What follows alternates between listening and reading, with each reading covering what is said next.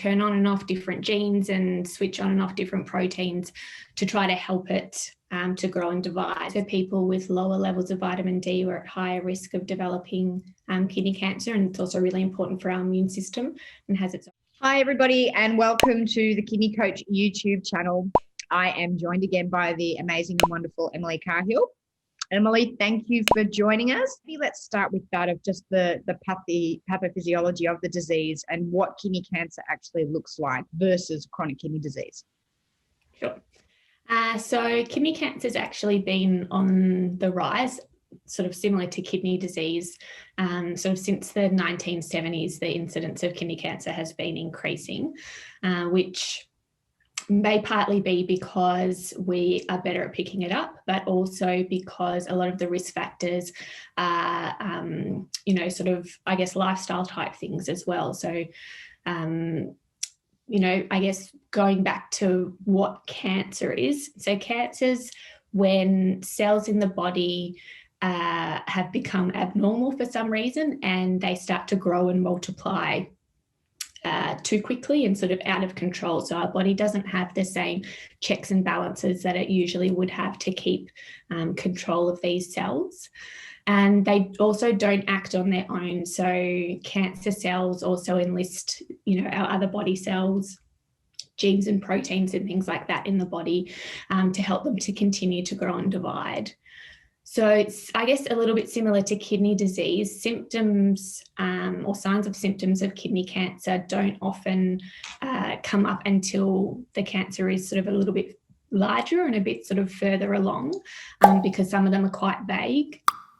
And they're also actually quite similar, to signs and symptoms of kidney disease. So things like having blood in your urine, having pain on your back, sort of on one side.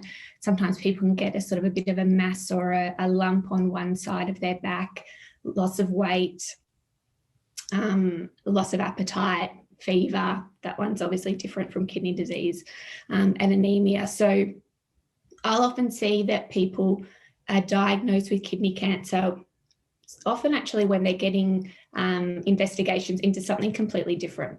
So they've got something else going on and they've had a scan and it's been picked up then, rather than, having signs and symptoms and going in and sort of getting those investigated. Yeah, that's so very true, isn't it?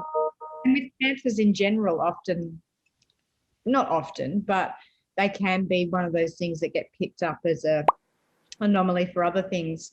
And I definitely know that's the case with kidney cancer, because I guess a lot of people aren't thinking kidney cancer with those sort of, and they're quite vague symptoms really, a little bit of lower back pain.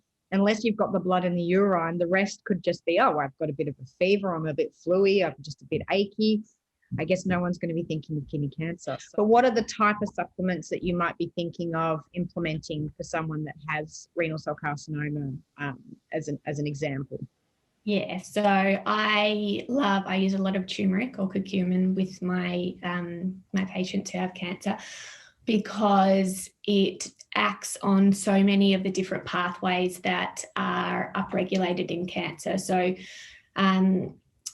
sort of, as I said at the beginning, cancer is a tricky little thing, and then it will sort of co-opt the rest of your body and start to turn on and off different genes and switch on and off different proteins to try to help it to grow and divide. So there's been about, I think last time I looked, there was about 5,000 papers on the use of turmeric with cancer.